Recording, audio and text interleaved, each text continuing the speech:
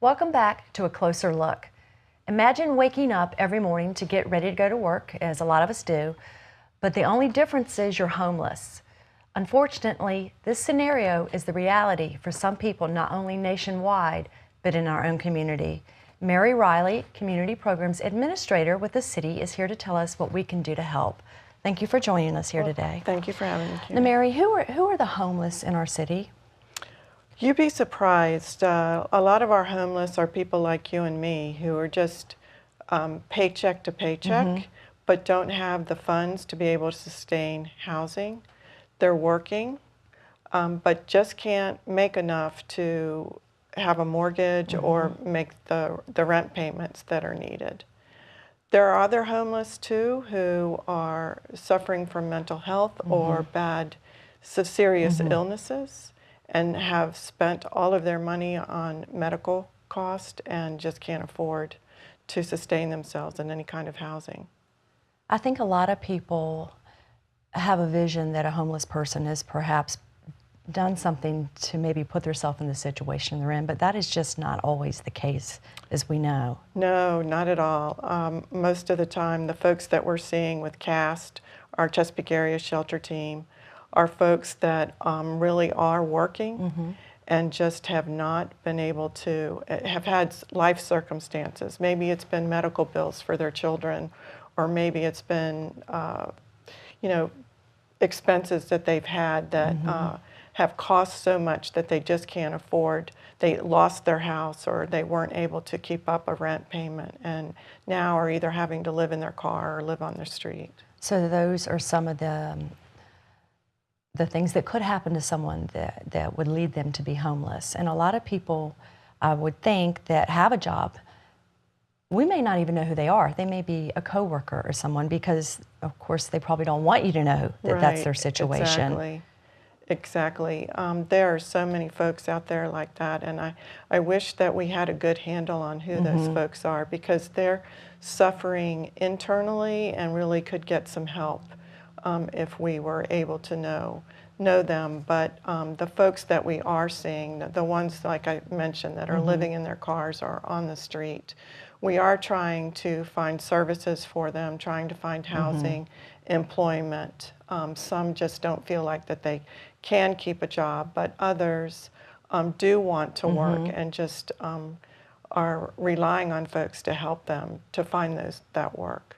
And I guess with the weather in the colder months, it's more difficult because in the summer, you know, you don't necessarily have to have air conditioning. It can be a luxury, but heat is a necessity.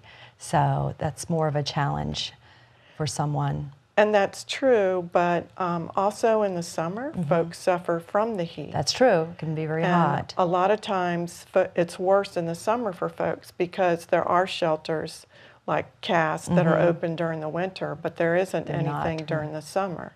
So one of the things that we hope will happen is that CAST will go year-round. But it takes support from the faith-based community and others to make those kinds of things happen. And because it's volunteers that make it happen. Exactly, exactly.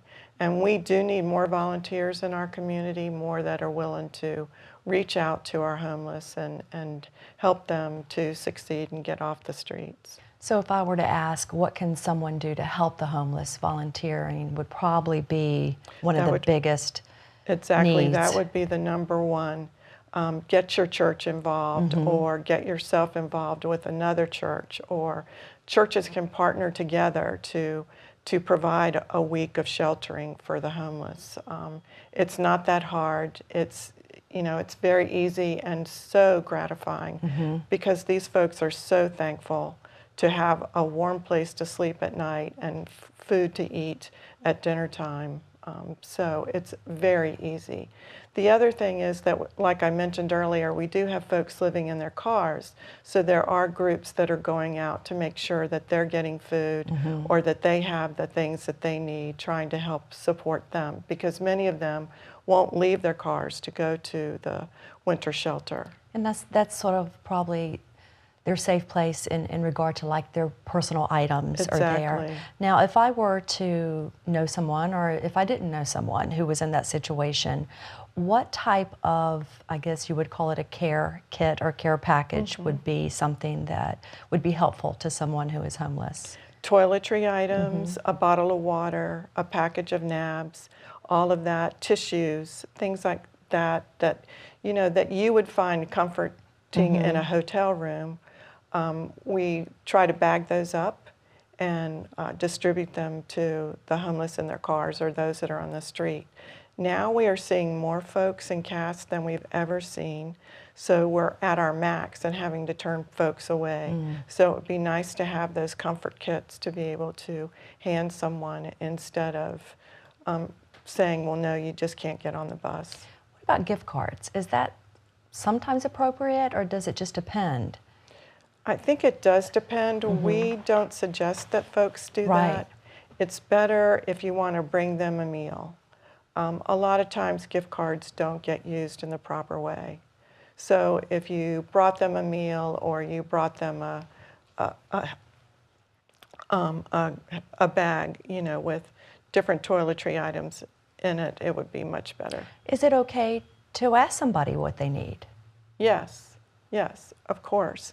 And a lot of times people feel like they can't approach the homeless, that they can't talk to them, but they're just people like you and me. And that's the reality, is they are people like you and me. You don't know how many paychecks anybody is away from that situation, or what circumstances in life may bring you to that point. Exactly. I spoke to a grandmother the other day who's raising her grandchild, and she has been through all of her savings, every bit of her income, is trying to work 2 jobs to maintain, and she's just on the brink of homelessness. And there are lots of folks like that out there, and our homeless are like that. They're just a paycheck away from either getting into safe housing or being able to maintain themselves. And there's a lot of children in this situation. Yes, our schools would tell you that with McKinney-Vento that they're serving many children who are living either in hotels or living with other folks that are having to be transported to school. That's another area that we're seeing a big need. We're also seeing many disconnected youth or homeless youth who are surf couching, just going from neighbor to neighbor or friend to friend or relative to relative. Now, where can someone get information so they want to help, or if they need the service, what can someone do? They can contact us at Community Programs, 382-2321, or they can look on the city's website. All right. Thank you so much for you, talking Karen. about this subject that's difficult to talk about but necessary. Sure, but one that's very close to my heart. Yes, so I can thank tell. you. Thank you. Well, that does it for this edition of A Closer Look. Thanks so much for joining us, and we'll see you next time.